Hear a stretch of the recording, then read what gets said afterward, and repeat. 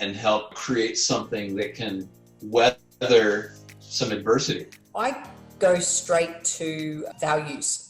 Maybe tie that in with a cool story. Australian Junior Fed Cup 2018, because I hadn't taken a team away in so long. I used to do a lot of Australian junior teams frequently, and so having taken this is 10 years later now in 2018 that I've got my first team again, and a lot had changed in the way that these teenagers communicate and just the way the world had moved. And so where did we begin? With values. What does community really mean? It comes back to values. What do we value as a group? And that's not just the coach or the leader saying, hey, you know what, we should value integrity. Why don't you just jump on board with me and I'll show you what integrity is. I mean, that kind of leadership doesn't work anymore. What we did is we got a bunch of values cards, really fun, multicolored, and the players and the support staff and the coach, so the team, the whole team, everyone in the team, their top 3 values in the context of that time in Malaysia.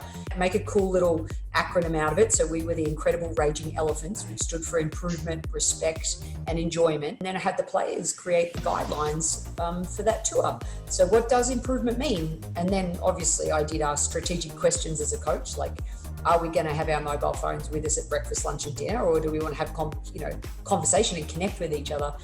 Do we want to warm up to music? Okay, well, what music does that look like for enjoyment for you? And we're there with that song "Pray for Us," the rap song, and all the other countries looking over, wondering why Australia's having so much fun. We did end up holding a couple of match points and ended up winning Asia Oceania and went to Budapest for the final. So, there for me. Yeah, I remember seeing that. Yeah, that's awesome. They carried on, but that brings me back to community and what do we value as a community, as a group. At the moment, I think coming back to those basics of what's important, of why we coach, because a lot of people, if you ask them why they coach, financially is in sometimes, well, it's in the top 3 reasons why someone coaches.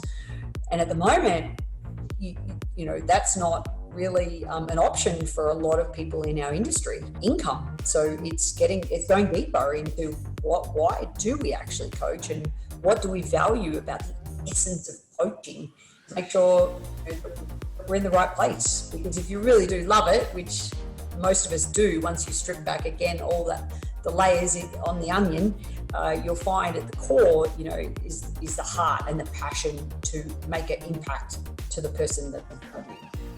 And I've been making the point lately that right now, all the investment that we've been putting into people is now hopefully paying off. And, unfortunately, some people have been a little too materialistically focused on just simply, people's technique and not really engaging the person. And unfortunately, those people are probably going to be suffering more than the others. So, I think there's an opportunity for people who've been a little too focused on the material world to now, get some better perspective. What's a good first step? Like, let's say somebody's just having their epiphany and they just realize, oh yeah, my focus has been on the wrong stuff for too long. Great question. I was having a mentoring session this morning, actually, and that's exactly what we did. As in, she's now off court, and she did a 1 week of sort of checking in with her players, and she said, right, well, I've done that now for a week, via video, and now where do I begin? And of course, I thought, okay, well, great coaching question. Where would we begin on court? Through mentoring and my own philosophy having maybe an impact on her, she straight away went, yeah, okay, well, when we write training blocks, we start with the tactics.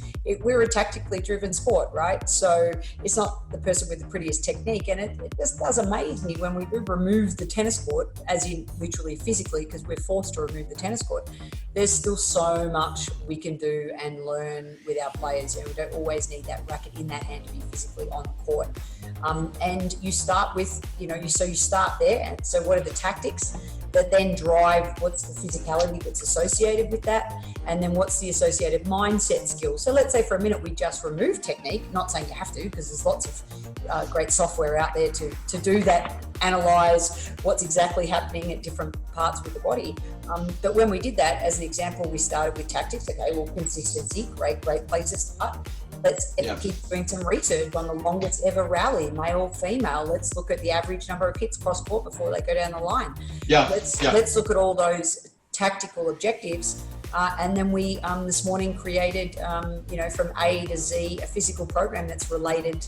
Okay, what's related to consistency? E, endurance. Okay, great. So let's create some endurance activities that they could do in their home or in their backyard. So the tactical, then we did the movement piece, and then what's the associated mind skill with consistency, and of course resilience. So it all links, and then we did some visualizations around that. So that was a cool, just a mentoring session that I had this morning with Neely, who's doing a fantastic job out at Washington. So